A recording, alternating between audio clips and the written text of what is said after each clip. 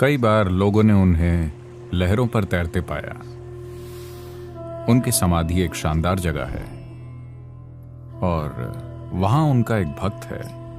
उसका चेहरा बिल्कुल मायम्मा की तरह हो गया है।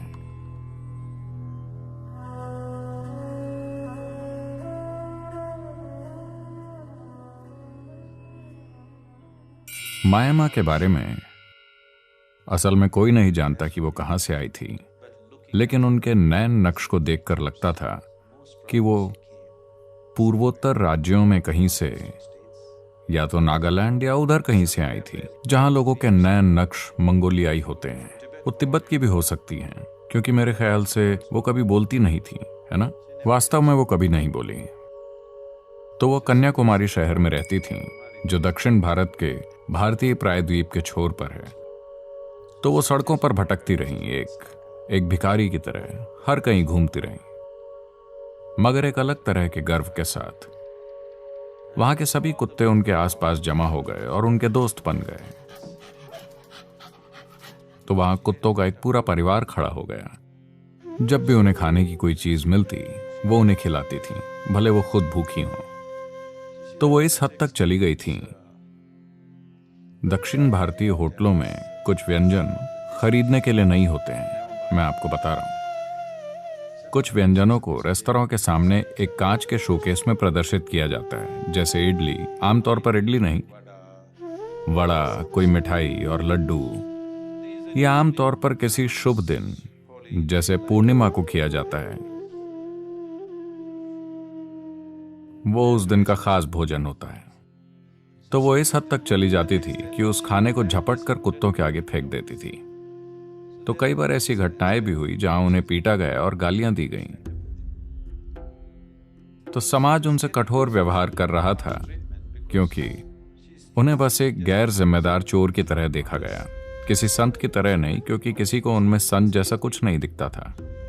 क्योंकि संत का मतलब है कि उसे खास तरह के कपड़ों में होना चाहिए, उसके माथे पर 3 लकीरें होनी चाहिए और उसे सही चीजें कहनी चाहिए और उसे निर्जीव होना चाहिए।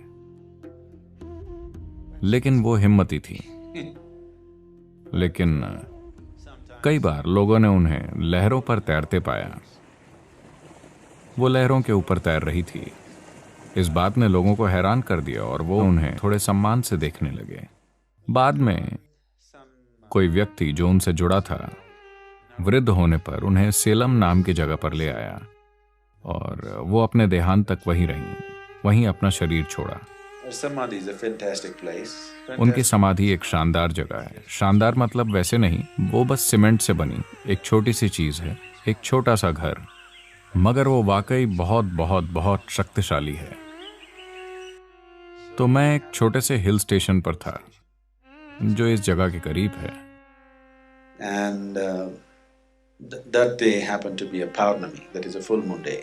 और वो पूर्णिमा का दिन था।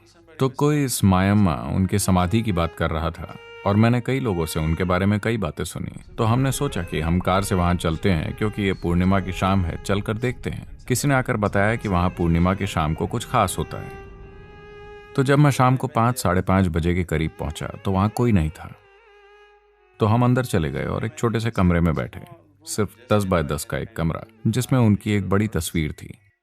उनके चेहरे पर ज्यादातर तिब्बती महिलाओं की तरह काफी झुर्रियां हैं, लगभग उसी तरह का चेहरा, मगर वो जगह विस्फोटक है।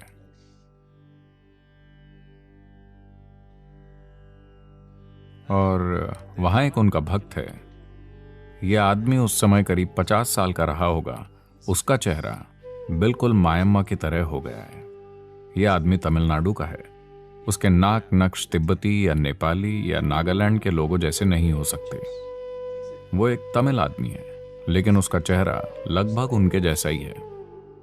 उसका चेहरा एकदम उनके चेहरे जैसा हो चुका है। भक्ति से ऐसा हो सकता है। भक्ति हमेशा सबसे तेज मार्ग है, क्योंकि जब आप किसी के प्रति अटूट भावना पैदा करते हैं तो आपके अंदर हर चीज एक दिशा में केंद्रित हो जाती है। बस आपकी भावना नहीं, आपका मन भी पूरी तरह उस पर चला जाता है। आपका भौतिक शरीर भी उसकी ओर मुड़ जाता है, आपकी ऊर्जा भी उसकी ओर मुड़ जाती है। और इसने उसके चेहरे को बिल्कुल उनके चेहरे में बदल दिया। उनके लिए उसका प्यार ऐसा था, और मैंने सोचा कि ये एक अद्भुत आदमी है। भक्ति का मतलब बस यही है, ये एक दिशा में केंद्रित चेतनता है। ये यहां वहां नहीं डोलती, बस एक दिशा में जाती है। इस जीव के अंदर जो कुछ है, जब उसे एक दिशा में डाल दिया जाता है तो चीजें यूं होंगी कि आपने सोचा भी नहीं होगा कि ऐसा हो सकता है। मैं चाहता हूं कि आप मुड़कर देखें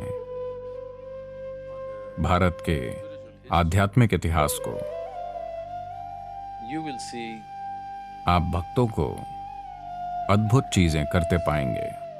उनके आसपास होने वाली घटनाएं इतनी चमत्कारी थीं कि किसी को विश्वास नहीं होता था।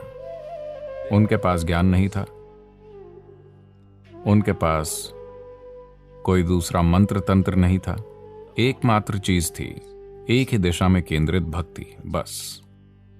जो चीजें उनके अंदर और उनके आसपास हुईं वो कुछ ज्यादा ही चमत्कारी थीं। उनके आसपास अद्भुत चीजें हुईं और लाखों लोग सिर्फ उनकी मौजूदगी से ही अभिभूत हो जाते थे। उनके पास सिर्फ एक ही दिशा में केंद्रित भक्ति थी, बस।